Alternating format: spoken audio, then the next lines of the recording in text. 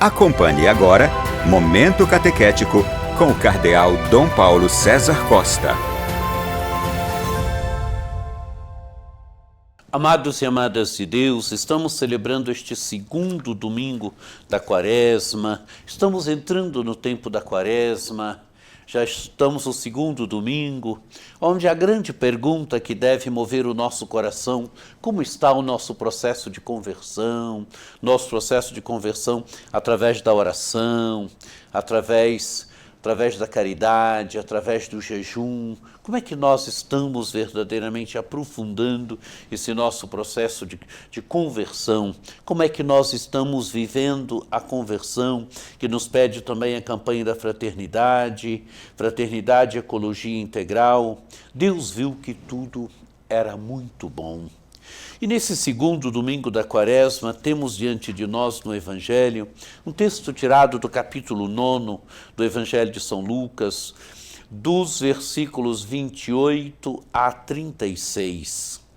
Naquele tempo, Jesus levou consigo Pedro, João e Tiago e subiu à montanha para rezar. Enquanto rezava, seu rosto mudou de aparência e sua roupa ficou muito branca e brilhante. Eis que dois homens estavam conversando com Jesus. Eram Moisés e Elias. Eles apareceram revestidos de glória e conversavam sobre a morte que Jesus iria sofrer em Jerusalém. Pedro e os companheiros estavam com muito sono.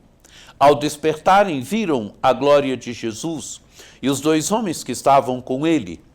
Quando estes homens se iam afastando, Pedro disse a Jesus: Mestre, é bom estarmos aqui. Vamos fazer 3 tendas, uma para ti, outra para Moisés e outra para Elias.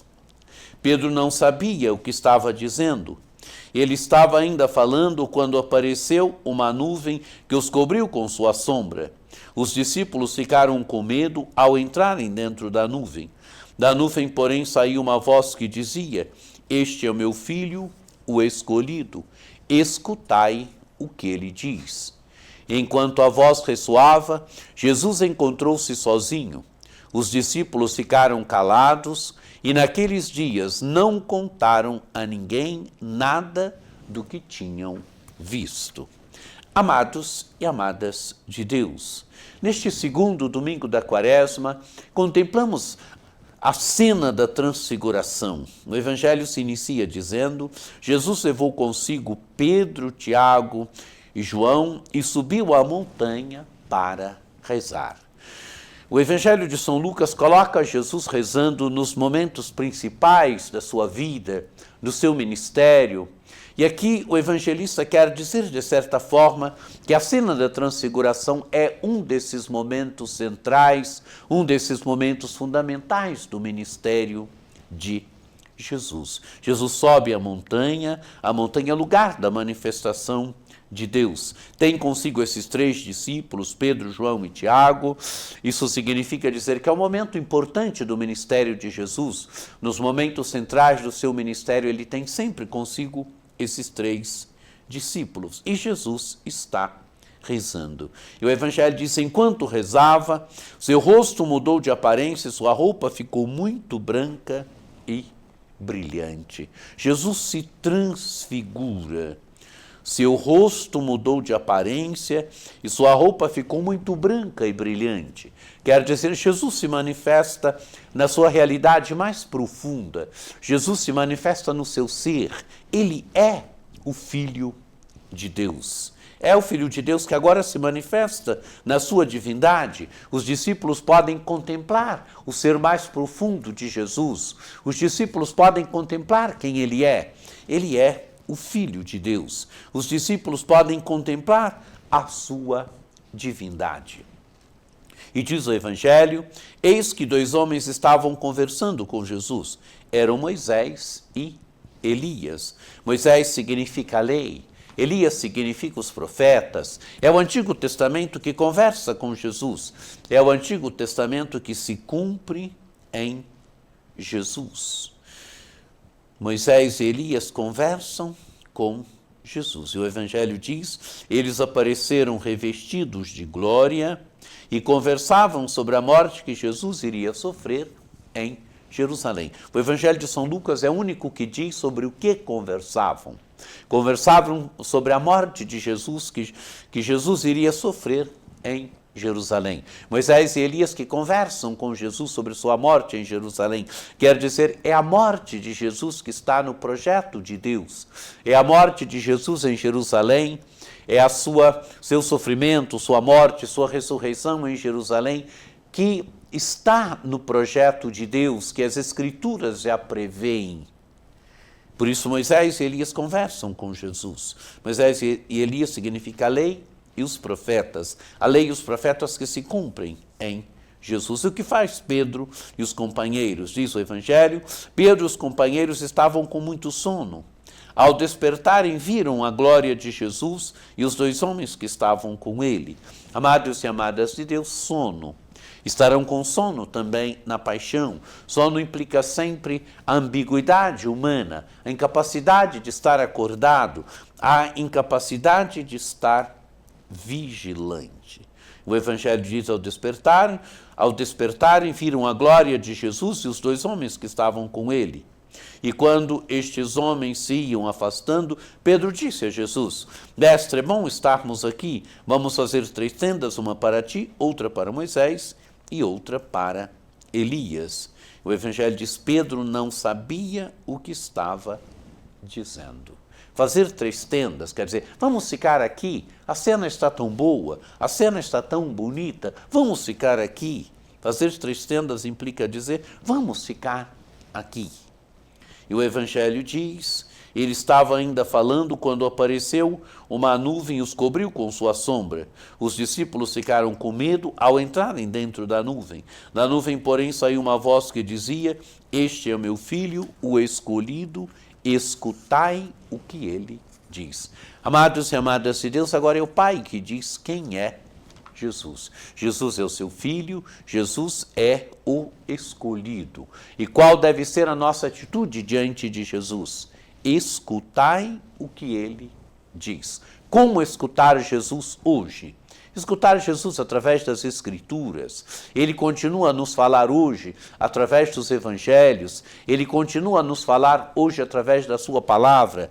Ele continua a se dar a nós hoje através da sua palavra. Quando nós lemos os Evangelhos, quando nós meditamos os Evangelhos, Jesus continua a nos falar hoje. Continua a nos dar a sua palavra. Por isso o Sacrosanto Concilium diz que quando o Evangelho é lido é o próprio Cristo que fala ao seu povo.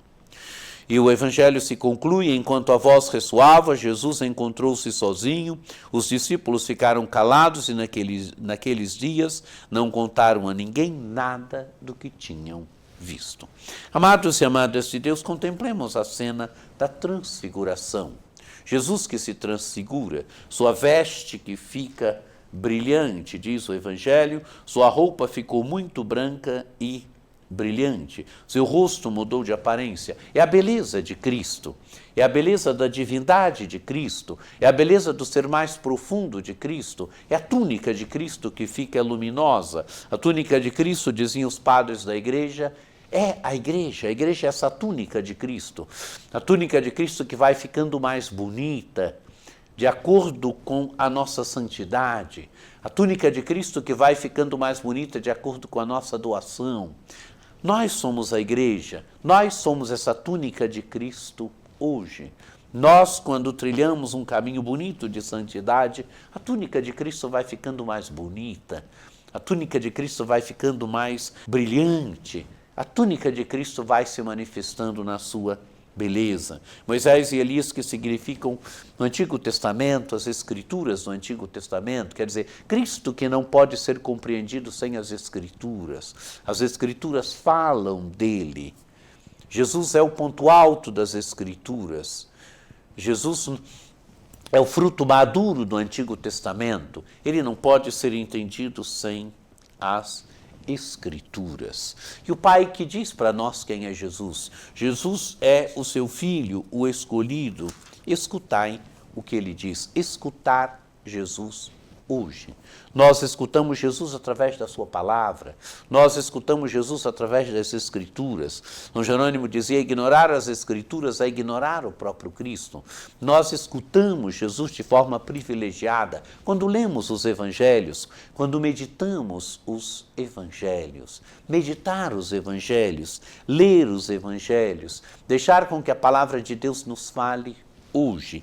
Escutar Jesus, o Filho amado do Pai, o Filho escolhido. Na nossa amada arquidiocese nós temos aquele belo projeto da pequena comunidade lendo a palavra de Deus. É isso que nós queremos. E esse ano estamos lendo o Evangelho de São Lucas.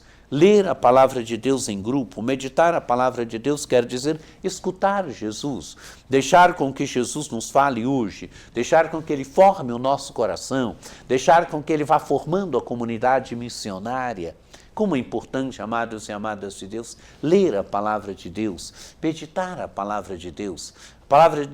A palavra de Deus, no decorrer da história da salvação, formou homens e mulheres livres e operantes. Ela quer fazer a mesma coisa conosco hoje.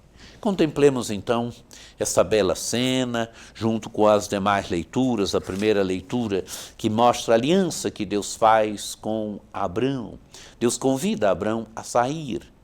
Naqueles dias o Senhor conduziu Abrão para fora e lhe disse, olha para o céu e conta as estrelas se fores capaz. Deus convida Abrão a sair da tenda, a olhar o céu, a ver a grandeza do céu. Deus se revela como o Deus dos pais.